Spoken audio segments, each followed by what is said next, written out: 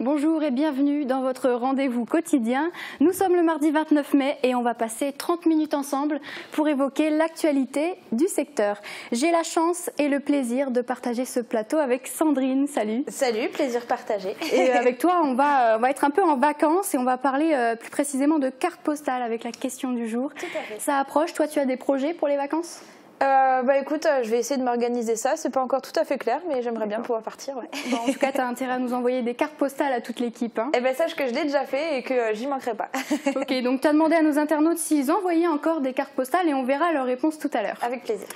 Guillaume Dumonteil est notre correspondant en duplex depuis Sarralbe et il est loin d'être seul. Des milliers d'enfants participent ce matin même à un événement spécial. Bonjour Guillaume, c'est la folie autour de toi.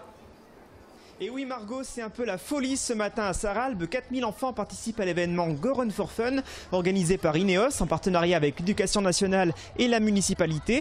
C'est un événement festif mais également sportif. Les enfants participent à des courses allant de 1000 à 2600 mètres. Ils prennent beaucoup de plaisir à participer à cet événement et vous pourrez vous en rendre compte tout à l'heure dans le journal. Merci Guillaume, on va voir plus d'images dans un court instant. On continue l'info avec ce qu'il ne fallait pas manquer sur le secteur.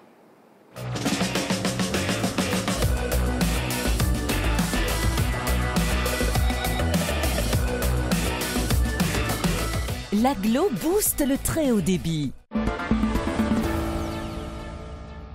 Accro au tabac, Gaia Trend propose une alternative aux nombreuses saveurs. En 10 ans, le deuxième employeur du Pays de Bitche a su créer des arômes qui ont séduit 50% du marché français.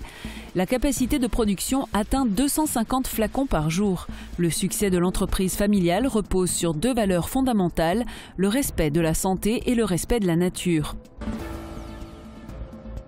Le Rotary Club distribue plus de 22 000 € à une douzaine d'associations. Ces fonds ont été réunis grâce à 2 concerts et au traditionnel chalet avec son vin chaud tenu au marché de Noël. Parmi les associations récipiendaires, Aime ma vie, les Restos du Cœur, Ecréadis, la Conférence Saint-Vincent de Paul, 4S Sport Adapté, la FAEI et l'Association des Sourires au Sénégal. Chapeau bas aux 40 rotariens de Sarreguemines. C'est le moment des tartes et des confitures à la fraise. La saison a commencé à Annweiler depuis vendredi dernier. À la cueillette ou à l'achat, le site est ouvert 7 jours sur 7, de 8h à 18h. Le tarif est attractif et les fraises sont de très bonne qualité. Erdbeerland sera ouvert jusqu'à début juillet.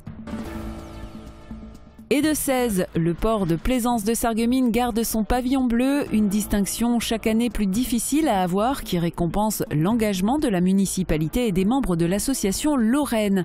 Le pavillon bleu est un gage de qualité pour les touristes. Il indique qu'à Sarreguemines, ils trouveront des infrastructures adaptées et un accueil personnalisé. L'association Aime ma vie joue la carte de la communication. Après Facebook, voici le site internet aimemavie.fr propose l'actualité d'Emma, la courageuse sarregueminoise de 7 ans atteinte de trichotillodystrophie. Le site vous dira aussi comment aider l'association dont les objectifs sont de soutenir Emma et de faire progresser la recherche. Vous avez peut-être entendu l'orage hier soir, mais si ce n'est pas le cas, ne criez pas victoire trop vite. Regardez d'abord les prévisions pour demain. Avec le Crédit Mutuel, partenaire des grands événements sportifs.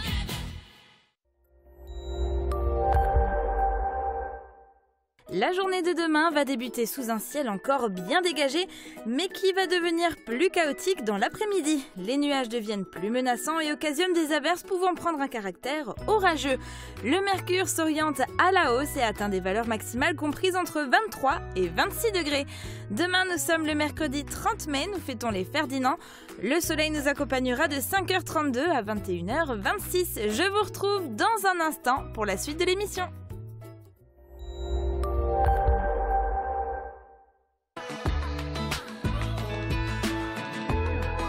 Ravalement de façade, crépissage, isolation extérieure. Ne cherchez plus, faites appel à Eurofaçade. On retourne à Sarralbe pour l'événement de la matinée. La course Go Run for Fun, organisée par l'usine INEOS à Sarralbe, a rassemblé 4000 enfants. Ils viennent de terminer leur course. Reportage de Marie-Morgane Lorenz et Guillaume Dumonteil. Une marée rose à Sarralbe. Ce n'est pas une course contre le cancer. Ce matin avait lieu la course Go Run for Fun. C'est un record. 4000 élèves de primaire de la région étaient réunis au stade. Les premiers départs ont été donnés peu avant 11 h. Les stars du jour étaient évidemment des sportifs. Marjorie Locke et Yann Schroub étaient présents pour encourager les jeunes. C'est ça, en fait moi j'ai découvert la course en 6e et c'était un peu par le biais des courses comme ça, c'est-à-dire c'était le cross du collège, des courses un peu pour s'amuser, et c'est là où mon prof m'avait ramené la première fois l'athlétisme. Ouais. C'est là où j'ai découvert. Alors cette course, elle était comment ? Bah ça va, j'ai un peu marché mais après j'ai repris le rythme. Longue et épuisante, très bien. Mais encore à part qu'il y avait quelques soucis, mais sinon ça allait. Qu'est-ce que tu racontes, des soucis ?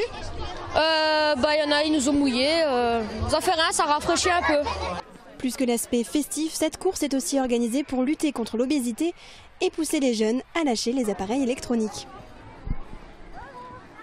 Le pont de la Sarre marque le lien entre Sarralbe et Salzbrunn depuis des générations. Des travaux de démolition et de reconstruction vont être apportés d'ici quelques jours. C'est la 4e fois qu'il est reconstruit depuis sa construction en 1827.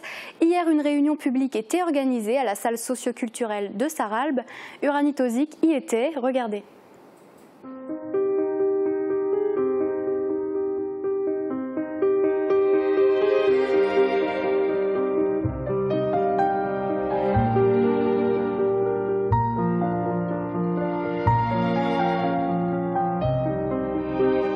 C'est une longue histoire qui entoure le pont de la Sarre. Construit en 1949, ce dernier pont fait le lien entre Sarralbe et Salzbrunn. Sa fréquentation est conséquente, piétons, scolaires, cyclistes, automobilistes. Il s'agit d'une voie de circulation majeure et importante sur le territoire. Sur la liste des priorités du département depuis 2015, ce n'est que cette année qu'il fait l'objet d'un gros chantier au vu des risques de plus en plus grands qu'il entraîne. D'ailleurs, les poids lourds n'y ont plus accès pour limiter les dégradations. Ça fait maintenant 3-4 ans qu'il y a des restrictions qui sont de plus en plus importantes et qui sont tout simplement liées à la dégradation de la structure même de cet ouvrage d'art. Il y a des armatures qui sont pratiquement à nu et c'est un signe ça d'un danger imminent. C'est pour ça que nous l'avons déjà mis en alternat ce pont depuis pratiquement 1 an, puisque il n'y a plus qu'une partie de la chaussée qui était praticable, l'autre étant trop dangereuse pour le pont. Risque d'effondrement, chute de certains éléments en béton. Pour la démolition puis la reconstruction du pont, le département alloue 2,6 millions d'euros à la commune. Un investissement de taille pour financer plusieurs étapes essentielles. Ça va commencer par la mise en place d'une passerelle qui permet le passage des piétons parce qu'il y a quand même des habitations de l'autre côté. Et la deuxième phase, ce sera la déconstruction du tablier du pont et la reconstruction finalement d'un nouveau pont sur les piles existantes. L'ouvrage futur sera réalisé dans les mêmes dimensions que la structure actuelle. Un projet avec de nombreuses contraintes pour les ouvriers, comme le manque d'accessibilité sur le site ou encore les potentiels crues de la Sarre. Le début des travaux est prévu pour le 11 juin. La durée des travaux hors aléa météo, parce qu'il peut y avoir des inondations importantes, il peut y avoir des problématiques liées à l'hiver, mais normalement l'ouvrage devrait à nouveau être livré pour le mois de juin 2019. Donc en gros, c'est 1 année de travaux et de perturbations. Une coupure totale de la circulation sera effectuée le 11 juin. D'autres plus ponctuelles sont également à prévoir lors des travaux, comme par exemple des interruptions de réseaux d'eau ou encore d'électricité. C'était d'ailleurs l'objet des craintes de certains riverains présents lors de la réunion publique. Mais le maire les a très vite rassurés. Une communication devrait être faite en amont pour éviter le plus possible les désagréments. La cigarette électronique est un marché très porteur en France. Didier Marcel l'a compris. En 2008, il fonde Gaia Trend. Cette immense entreprise de fabrication d'e-liquide est installée à Rohrbach-les-Beach. Sa marque Alpha Liquide a conquis 50% du marché français. Voici son histoire, recueillie par Francis Hoffman et racontée par Jean Birkel. Une famille, un besoin, un projet innovant, le triptyque gagnant qui a engendré Gaia Trend, le premier fabricant d'e-liquide 100% made in France. C'est à Rohrbach-les-Beach que la belle idée est développée depuis 2008. Préoccupé par la santé de ses 2 fils fumeurs, Didier Marcel agit et fonde cette société. Son but, proposer une alternative aux accros du tabac. Son ambition était de nous faire arrêter de fumer. Donc après lui étant de formation ingénieur en informatique et en automatisme, il était facile pour lui de concevoir ce dispositif. Le projet verra le jour grâce à la complicité de ces deux garçons. Xavier, le chimiste, se spécialise et devient aromaticien. Olivier optera pour le génie industriel. Le trio soudé et complémentaire développe l'entreprise et part à la conquête d'un marché immense, les millions de fumeurs français. 10 ans plus tard, la capacité de production journalière atteint 250 000 flacons. La pénétration du marché national dépasse les 50%. On a réussi à monter cette société à ce niveau, avec 150 salariés, être le deuxième employeur local du pays de Beach, qui pour nous est une vraie satisfaction aujourd'hui.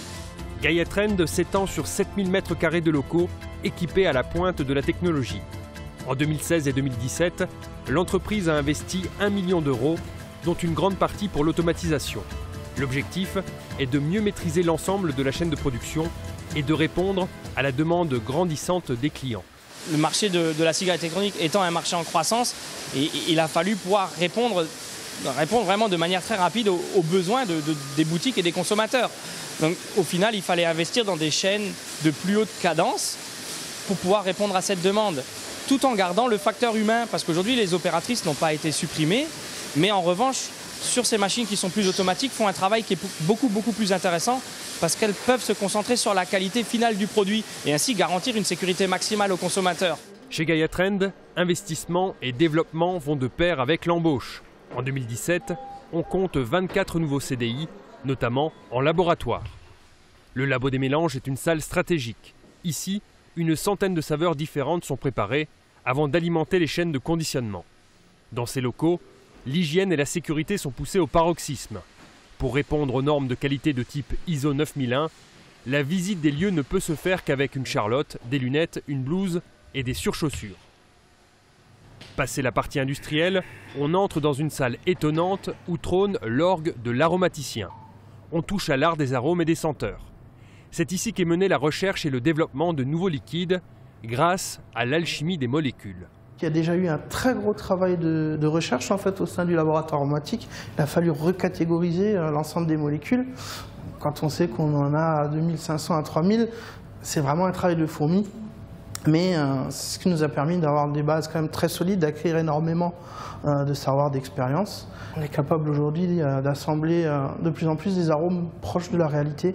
Quand on essaye de faire un développement sur une pomme, on essaye de viser vraiment la saveur qu'on a quand on croque dans une pomme fraîche et pas forcément le goût d'un bonbon à la pomme. Dans un environnement économique mondialisé et hyper concurrentiel, Gaia Trend recherche la qualité absolue pour ses produits. Les composants qui entrent dans la fabrication des e-liquides sont 100% d'origine française et répondent aux normes AFNOR.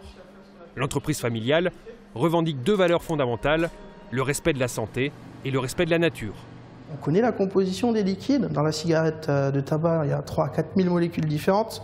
Il y en a déjà beaucoup qui sont présentes au départ, et puis la combustion va en générer une multitude d'autres. Dans la cigarette électronique, on contrôle ce qu'on a dans le liquide et on contrôle que ce qu'on a dans le liquide ressorte bien dans la vapeur. Donc on arrive quand même plus facilement à contrôler le contenu d'une cigarette électronique. Donc nous, on peut vraiment aujourd'hui dire que ce qu'on a dedans est vraiment sain, non nocif pour l'organisme. Gaia Trend aurait pu développer son activité ailleurs qu'à Rohrbach-les-Bitches pour rejoindre une zone industrielle. Mais les dirigeants sont attachés à leurs racines et se plaisent à être des acteurs de la vie économique et sociale de leur commune et des alentours. À l'image de l'opération Une rose, un espoir, où ils assurent le repas des motards et offrent les gilets de sécurité. Oui, il aurait été plus facile d'être en zone, mais comme tout a démarré aujourd'hui à Rohrbach-les-Bitches et qu'on est issu de ce village et qu'on a un ancrage local quand même très actif, on ne se voit pas déménager aujourd'hui. D'ici à 2020, Gaia Trend va investir près de 10 millions d'euros dans l'outil industriel. 3 nouveaux bâtiments viendront jouxter l'existant, c'est dire l'ambition de croissance de la société. Avec notre ancienneté de 10 ans, donc de continuer à rester leader sur les produits du vapotage, de continuer notre extension vers l'international, ça fait partie des objectifs de la société, de pouvoir reprendre également les rênes de la société, parce que donc Didier Marzel, le fondateur, pense tout doucement à se retirer pour laisser la place à ses fils. 2 fils qui veulent relever d'autres défis, motivés par le potentiel énorme qu'offre le marché, En France, sur 17 millions de fumeurs, seuls 1,5 million vapotent. 1,5 million de vapoteurs, ce chiffre pourrait expliquer la baisse du nombre de fumeurs de cigarettes en France. En 2017, on compte 1 million de fumeurs quotidiens en moins par rapport à 2016, un chiffre qui concerne principalement les jeunes, les personnes ayant des revenus peu élevés et les demandeurs d'emploi. L'augmentation du prix du paquet pourrait avoir porté ses fruits. On rappelle que le tabac est responsable de la mort de 200 personnes chaque jour.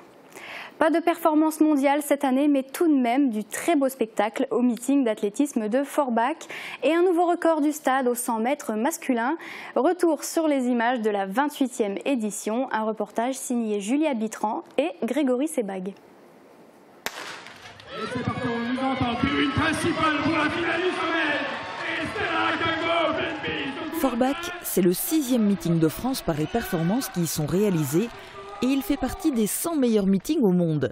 Cette année, il a fait beau, il a fait chaud, la fête en était d'autant plus belle. Il y a eu de très belles performances et des grandes surprises, en premier lieu sur le 400 mètres masculin, avec la belle histoire de Gilles Afumba du Congo. Il n'était vraiment pas favori dans cette course très relevée, il a en plus hérité du couloir numéro 1, sans doute le moins avantageux sur un 400 mètres, et pourtant il gagne en battant son propre record de 37 centièmes. Son temps, 45 secondes 87. À l'arrivée, il s'est surpris lui-même et a surpris les autres, notamment le directeur du meeting d'athlétisme de Forbach. Ah oui, au 400 mètres, c'était un peu surprenant. Je m'attendais à ce qu'il y ait un énorme temps qui sorte, parce que c'était une série, enfin une finale très dense. Et finalement, c'est peut-être le moins connu de la bande. Il était au couloir 1. Parce qu'il avait le moins bon temps parmi les athlètes qui participaient dans la même série. Et c'est lui qui gagne et il pulvérise son record de plusieurs dixièmes et il fait 45,87. Évidemment, il est heureux et son entraîneur Jean-François Pépin, qui était l'entraîneur de Marie-Jo Pérec, de Leslie Jones et bien d'autres, Denise Barber, il était heureux comme tout et c'est aussi ça qui donne envie de continuer à faire ce meeting d'athlétisme de haut niveau, parce que c'est aussi, à un moment donné, ça permet à de jeunes talents de se révéler, et c'est dans les meetings comme les nôtres qu'ils se révèlent. Pulvérisé sans record personnel, Gilles Afumba. J'étais vraiment surpris. Dès à mon échauffement, j'avais appris qu'on m'a donné le couloir 1. Je voyais mon record en cours, j'étais en 46-24. J'étais vraiment désespéré. Je me disais, couloir 1, je vais faire de la merde. Donc j'étais vraiment surpris. Après, au niveau du départ, quand on a donné le départ, au niveau des 200 mètres, c'est là que j'ai compris que je peux revenir, je peux le faire. J'ai eu la confiance au niveau des 200 mètres. En tout cas, c'était une surprise pour moi. Je ne croyais pas. Je tiens à remercier mon coach François Pépin qui m'a ramené pour cette victoire en 45. Merci beaucoup. Autre surprise, cette fois sur 100 mètres, avec en prime un nouveau record du stade, battu 2 fois, en série et en finale. Et c'est l'Iranien Hassan Taftian qui a réalisé cette performance. 10 secondes 17 en série, presque aussi bien en finale, 10 secondes 19. L'ancien record était de 10 secondes 23. Il était détenu par Leata, présent lui aussi dans cette finale, mais qui finit 5e. Autre discipline et temps fort du meeting, toujours très attendu, les concours de marteau féminins et masculins. L'occasion de constater que c'est vraiment une spécialité polonaise. On l'a vu chez les femmes avec un très beau concours où la Française Alexandra Tavernier s'est classée 2e, derrière la Polonaise Fiodorov et devant une autre Polonaise, Kopron. Chez les hommes, déception pour le Messin Quentin Bigot, pas au top de sa forme, et qui termine 5e. Le concours a été remporté par une légende de la discipline, le meilleur lanceur au monde, triple champion du monde, Paweł Fajdek, encore un Polonais, et qui a tué le concours dès son premier essai avec un lancer à 79,57 mètres.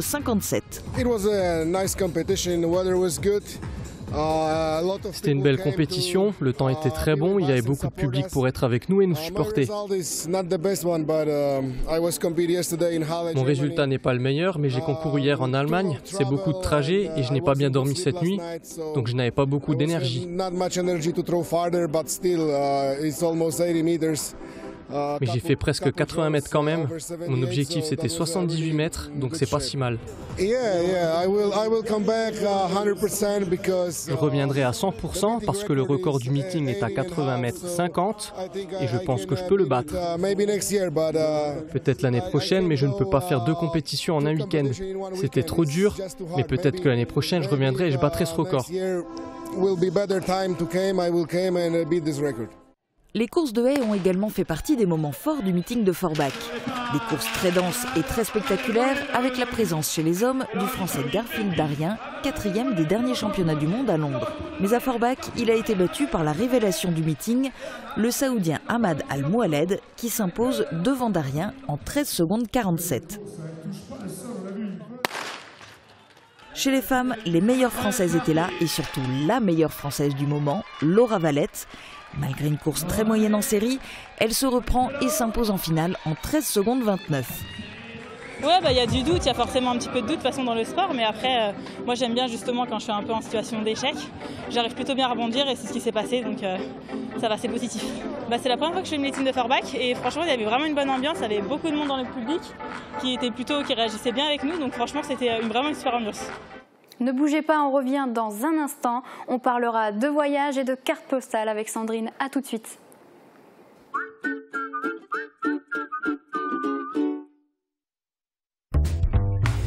Les beaux jours sont de retour. Avec La Vie Claire, je fais ma cure de jouvence. Produits de saison, produits frais, préparez-vous pour la belle saison avec notre gamme de produits vitaminés, de compléments alimentaires, sans oublier la cosmétique garantie naturelle. Avec La Vie Claire, je cultive ma santé au jour le jour. La Vie Claire. On passe à la question du jour. Vous connaissez le concept, on vous pose une question, vous répondez et on en parle sur le plateau. On la découvre ensemble. Les vacances, c'est pour bientôt. Est-ce que vous envoyez toujours des cartes postales à vos proches quand vous voyagez? Est-ce que c'est un rituel? Répondez-nous dans les commentaires. Alors Sandrine, est-ce que les cartes postales, c'est toujours à la mode? Alors oui, moi je reste convaincue que c'est un indispensable des vacances. Alors pour la petite anecdote, j'ai cherché, la première carte postale illustrée date des années 1900. Alors forcément aujourd'hui elle est un petit peu moins utilisée, mais il reste quand même des adeptes. Et il y en a même parmi nos internautes comme Nathalie qui nous écrit « J'envoie toujours des cartes postales car je pense à ma famille et j'aime le faire ».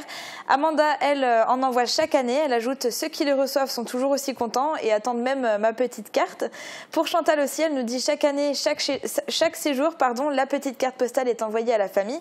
Et c'est aussi le cas d'Isabelle, elle ajoute « On en ramène aussi pour nous, par contre, on a diminué le nombre ». À cause du prix peut-être, j'imagine? Oui, c'est ça, et c'est un peu le cas malheureusement pour une grande partie de nos internautes. Ils nous expliquent qu'ils arrêtent d'en acheter. Alors il y a plusieurs explications. Alors le cas de Frédéric, c'est on n'en envoie plus parce que les timbres sont maintenant trop chers. René a souligné une autre raison, il nous dit les habitudes se perdent, maintenant les SMS et MMS remplacent désormais les cartes postales et en plus c'est gratuit. Et c'est encore une autre raison pour Angélique qui nous écrit « Moi je n'envoie rien, je me coupe complètement du monde ». Alors c'est vrai que c'est aussi une bonne solution de simplement profiter de ses vacances. Et oui, s'évader et profiter de l'instant présent. C'est ça. C'est aussi ce que permet le sport. Dans le reportage qui suit, on s'intéresse au lancer de poids, de disques et de marteaux ou de javelot, des disciplines athlétiques peu médiatisées. À Sarreguemines, des champions ont marqué l'histoire de la Lorraine comme Pascal Schwarz au poids et Cyril Tesson au javelot. Les lancers sont des disciplines complexes qui nécessitent un long travail d'apprentissage et d'amélioration de la technique. Si on souhaite réaliser une performance, Jean Birkel a suivi un groupe de lanceurs de l'ASA, coaché par François Torneau. Ils ont travaillé le lancer du poids et du disque. Les différentes disciplines de lancer, c'est le poids, le disque, le javelot et le marteau. Alors le poids et le marteau, c'est des lancers d'origine plus ou moins celtique. Ils lançaient d'abord des pierres et avec la naissance de l'artillerie, les artilleurs ont commencé à lancer les boulets de canon. Et de fil en aiguille, les fédérations d'athlétisme ont pris ça en main et ont codifié un peu l'exercice. Ouais, c'est pas mal, c'est ce que tu as fait à la compète, hein, je te signale. Ça, ou à peu près. Oh là! Ouais, là, il faut vraiment que tu bloques en grandissant, tu sais, en maîtrisant l'ensemble de la chaîne musculaire, abdos, machin, que tu termines vraiment sur la pointe des pieds. Là, tu fais là, toi, tu es là, et puis là, tu refuses. Un lancer dure 2 secondes à tout casser, et dans ces 2 secondes, il faut faire beaucoup de choses avec les segments de son corps. C'est des gestes très précis, et donc ça répond à des lois biomécaniques assez compliquées. Et c'est pas toujours évident pour un jeune d'acquérir le geste correct.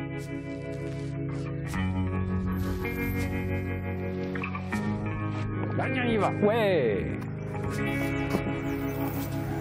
Oh, c'est pas loin de 30 mètres tout ça. Le but c'est de répéter je ne sais combien de milliers de fois le geste pour arriver qu'il soit le plus parfait possible et qu'il soit le plus naturel possible. Et quand ce geste est bien maîtrisé, c'est là où l'athlète pourra mettre vraiment toute son énergie dans l'engin pour le lancer loin. Allez, pense à cette main gauche là. Et là, voilà. Ouais, celui-là était bien. Toi, là, tu as pris le temps de te placer et puis là, tu as réussi à l'éjecter comme il faut. Ouais.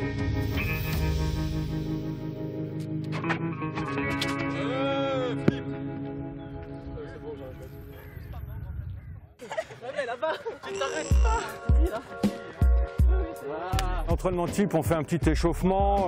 Après, on fait avec le medicine ball un peu pour continuer l'échauffement, notamment au niveau des doigts. Après, on lance sans élan, puis au fur et à mesure, on essaye je propose des exercices pédagogiques où on décortique le geste. Ouais, c'est pas mal. Mais maintenant, il faut essayer de le faire à un rythme moins de sénateur, quoi. Avec quoi ?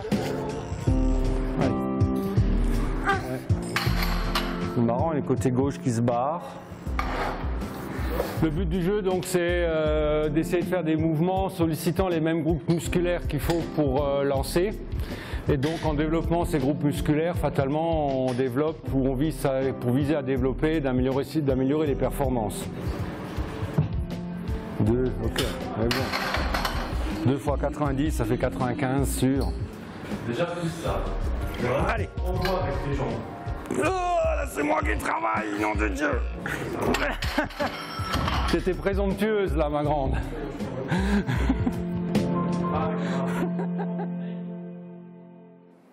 C'est la fin de cette émission. Merci à tous de l'avoir suivi. Sandrine, merci d'avoir été là. Avec plaisir. On se retrouve demain avec Julia. Ce sera à la même heure, à midi. Très belle journée sur Mosaïque.